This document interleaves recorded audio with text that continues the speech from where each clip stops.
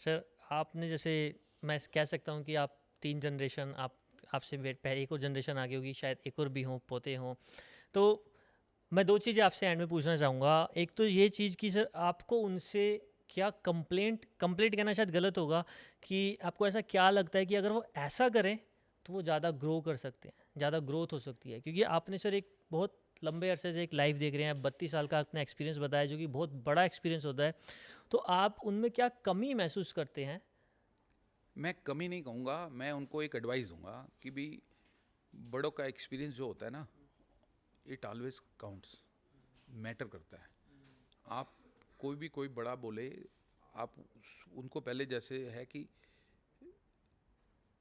थोड़ा रिएक्ट ना करके उस पर रिस्पॉन्स, यानी थोड़ा सोचो फिर बोलो।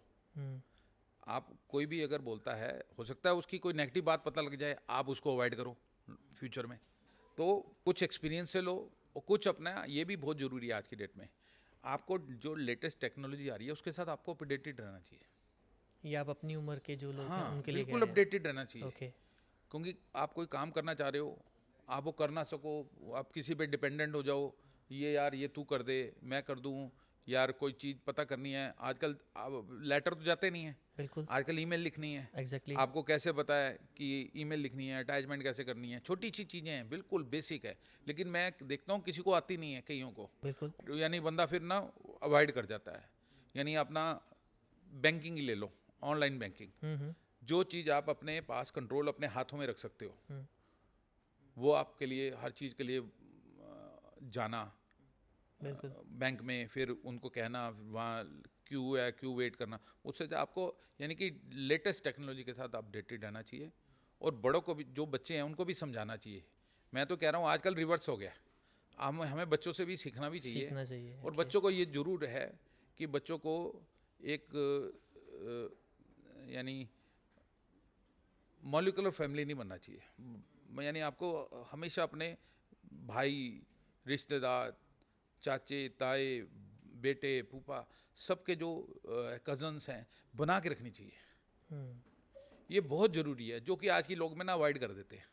एग्जैक्टली। हाँ। और आपको, मैं तो कह रहा हूँ कि फिजिकली महीने में गेट टुगेदर होनी चाहिए। आप कोई भी ग्रुप हो, आपका फ्रेंड सर्कल हो, आपका फैमिली सर्कल हो, हाँ। आपका यानी कि बिजनेस सर्कल हो, सिर्फ फ़ोन में या यानी डिस्टेंस कॉल में आप, पैन एशिया तो बात अलग है, लेकिन उसमें भी लोग कर लेते हैं कॉन्फ्रेंसेस। बिल्कुल बिल्कुल। आपका जो फिजिकल, जैसे मैं आज आपके साथ बैठा हूँ, ये शायद लाइफ और मैं चेरिश करूँगा। ठीक बात ठीक है है। ना? ठीक। जैसे महफूज भाई ने आज बुलाया यहाँ पर, हाँ। तो मैं उनका शुक्रगुजार भी हूँ। और एक चीज़ याद रखेंगे कि हाँ। उन्होंने यस। एटलीस्ट मुझे इनवाइट किया, exactly. So I should be thankful to him also.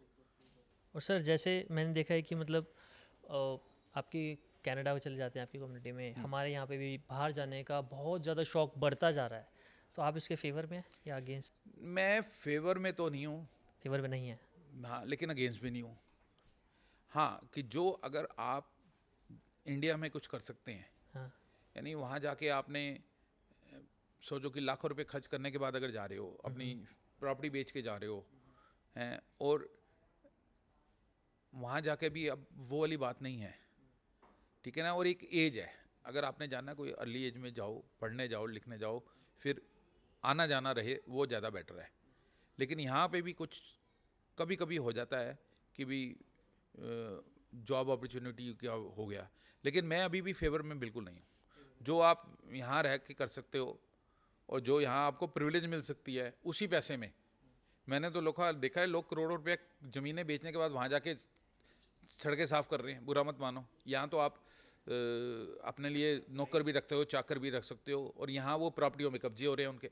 मैं इसलिए हूँ, रियल इस्टेट में हूँ। ओके, ऐसा भी पंजाब है? में आपको आपको बता दूँ, पंजाब में जो केयर टेकर रखे हुए थे, वो ऑनर बन चुके हैं। जो लोग वहाँ हैं, हाँ, जो लोग बाहर हैं बाहर हैं, उन्होंने केयर उन्होंने जो टेकर यहाँ रखे रखे हुए हैं? थे, वो लोगों ने वो केयर टेकर ऑनर हैं आज की डेट में। अच्छा। क्यों? क्योंकि वो आते ही नहीं है? वो आते ही नहीं है, उनको वो ही नहीं है, तो इंटरेस्ट हो जाता है। और जैसे जैसे आपकी जनरेशन बढ़ जाती है, उनका इंटरेस्ट और कम हो जाता है। हम्म। वहाँ डॉलर सही हैं, तो कंपैरिजन करते कहते कितने की है, छोड़ो ना, ये वाला बात भी है। तो है, लेकिन चेंज होना चाहिए, क्योंकि देखो मैन पावर यहाँ है, एक्चुअली यहाँ मैन्युफैक्चरिंग हेड वो बन जाए ना यूनिट्स, मैन्युफैक्चरिंग अगर जैसे मेड इन इंडिया हो गया, ये अगर एक कॉन्सेप्ट यहाँ पर प्रॉपर वे में सीरियस वे में कोई चलाया जाए, तो जब तक आपका मैन्युफैक्चरिंग इंडस्ट्री नहीं लगेगी, बहुत ज़रूरी है, बहुत ज़रूरी है। देखो हमारे पास किस चीज़ की कमी है, we have best of IT, बिल्कुल।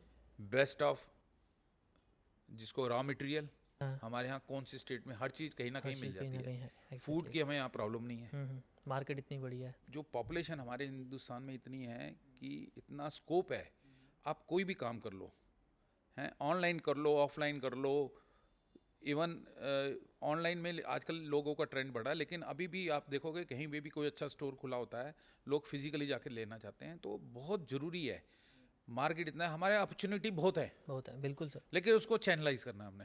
एग्जैक्टली। जैसे हम चैनलाइज करेंगे, कोई पॉलिसी ऐसी आए कि भाई जैसे कोई काम करना चाहता है, लोन फैसिलिटी है, यहाँ हमारे थोड़े लोन की भी प्रॉब्लम है, बहुत ज़्यादा उन्होंने फॉर्मेलिटीज़ बनाई हुई हैं, मुश्किल है प्रोसेस, थोड़ा सा थोड़ा डिफिकल्ट है। मुश्किल है।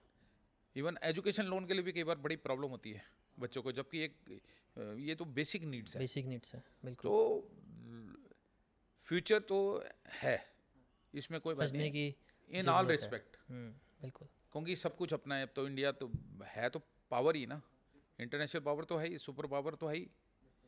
तो धीरे धीरे